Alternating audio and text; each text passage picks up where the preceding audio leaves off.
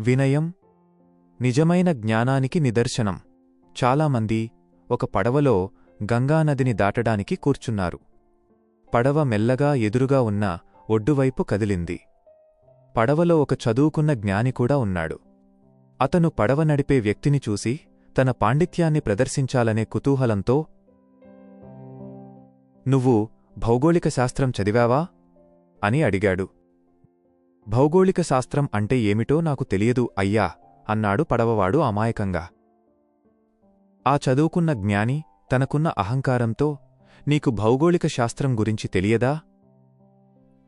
నీ జీవితంలో పావువంతుని నీటిపాలు చేసేశావు" అన్నాడు.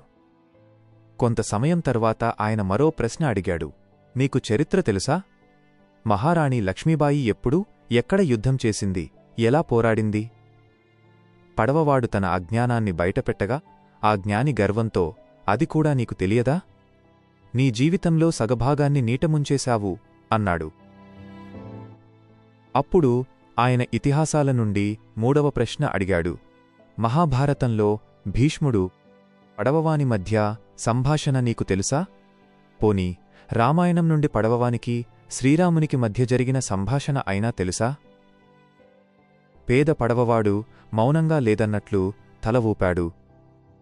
ఆ చదువుకున్న జ్ఞాని నవ్వి, "నీ జీవితంలో 3 వంతులు నీట మునిగిపోయింది" అన్నాడు. పడవ నడిపేవాడు ప్రశాంతంగా తన పని తాను చేసుకుపోతున్నాడు. అసలైన పరీక్ష ఆ తరువాత. ఒక్కసారిగా గంగానది ప్రవాహం ఉద్ధృతంగా పెరిగింది. నదీ అలలు తుఫాను రూపాన్ని సంతరించుకున్నాయి. పడవ మునిగిపోయేలా ఉండటంతో పడవవాడు ఆ చదువుకున్న జ్ఞానిని అడిగాడు, "అయ్యా, పడవ మునిగిపోయేలా ఉంది, మీకు ఈత వచ్చా?" ఆ జ్ఞాని హడిలిపోతూ, "నాకు ఈత రాదు" అన్నాడు భయంగా.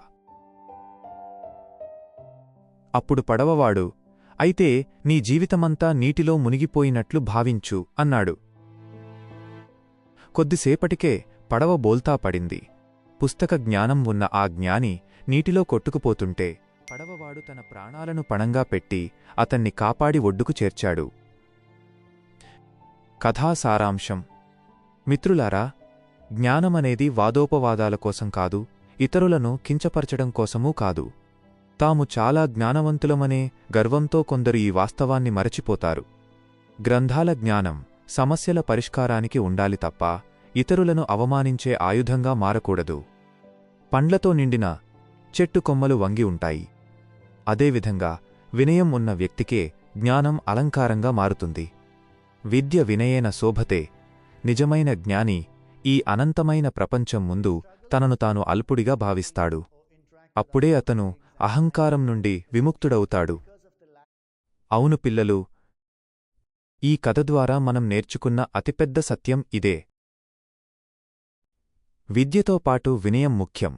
మనం ఎన్ని పుస్తకాలు చదివినా, ఎంత జ్ఞానం సంపాదించినా ఎదుటివారిని తక్కువ చేసి చూడకూడదు. అహంకారం పనికిరాదు. నాకు అన్నీ తెలుసు అనే గర్వం ఎప్పటికైనా ప్రమాదంలో పడేస్తుంది. ఆ జ్ఞాని చదువు నేర్చుకున్నాడు కాని సమయస్ఫూర్తిని, జీవితాన్ని ఎలా ఎదుర్కోవాలో నేర్చుకోలేకపోయాడు. ప్రతి ఒక్కరికీ ఒక ప్రత్యేకత ఉంటుంది. చదువురాని ఆ పేద పడవవానికి ఈత కొట్టడం వచ్చు, నది ప్రవాహాన్ని అర్థం చేసుకోవడం వచ్చు. కాబట్టి ఎవరిని కూడా తక్కువ అంచనా వెయ్యకూడదు. మనం ఎలా ఉండకూడదో ఈ కథ మనకు చాలా స్పష్టంగా చూపించింది. సమాజంలో బ్రతికేటప్పుడు చదువు ఎంత ముఖ్యమో సంస్కారం మరియు తోటివారిని గౌరవించడం కూడా అంతే ముఖ్యం. మీరందరూ కూడా మీ అమ్మనాన్నలను, గురువులను మరియు సమాజంలో ఉండే ప్రతి ఒక్కరినీ గౌరవిస్తూ, అహంకారం లేకుండా ఎప్పుడూ నవ్వుతూ, హ్యాపీగా ఉండాలని మనస్ఫూర్తిగా కోరుకుంటున్నాను. For the English version of the story, please check the description.